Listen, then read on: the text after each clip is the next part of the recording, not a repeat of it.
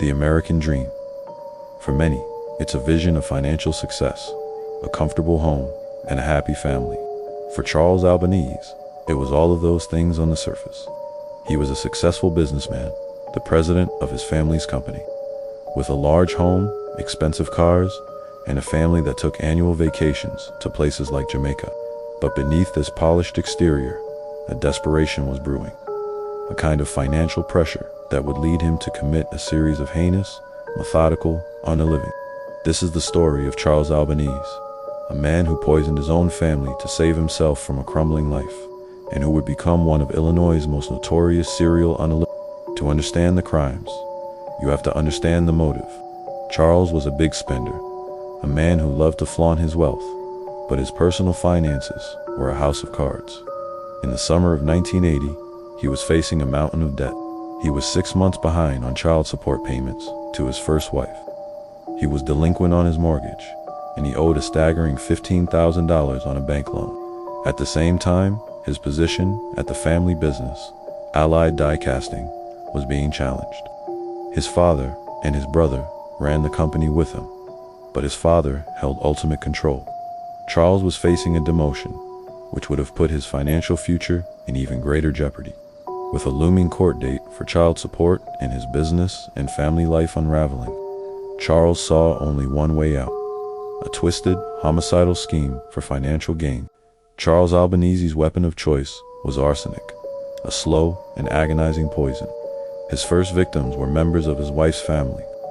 On August 3, 1980, his mother-in-law, Marion Mueller, and her mother, Mary Lambert, visited the Albanese home for Sunday dinner. Both women fell violently ill with vomiting and diarrhea. Mary Lambert, at 87 years old, was the first to pass, succumbing to the poison just 3 days later on August 6th. Less than 2 weeks later, her daughter, Marion Mueller, also passed from the same mysterious illness. The unalivings were initially thought to be due to natural causes, but investigators would later discover that Charles gained a significant inheritance from their passing, including a condominium and life insurance proceeds that he used to pay off his delinquent mortgage. Next, Charles turned his attention to his own family. In February of 1981, he attempted to poison his brother Michael by lacing his pea soup with arsenic. But Michael only ate a small amount and survived the attempt, though he became seriously ill. The final and most tragic victim was his own father. M.J. Albanese had a habit of eating cookies from a jar at the family business.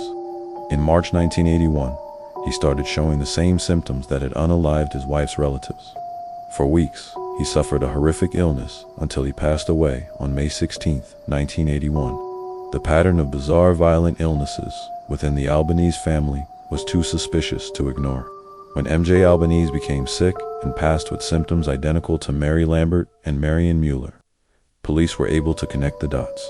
An investigation revealed Charles Albanese's dire financial situation and the fact that he was the primary beneficiary of the Authorities discovered that Charles had access to arsenic, and the evidence against him was overwhelming.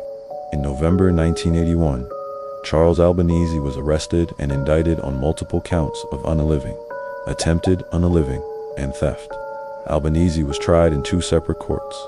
In his first trial, a jury found him guilty of unaliving his father and his wife's grandmother, as well as the attempted unaliving of his brother. He was sentenced to afterlife.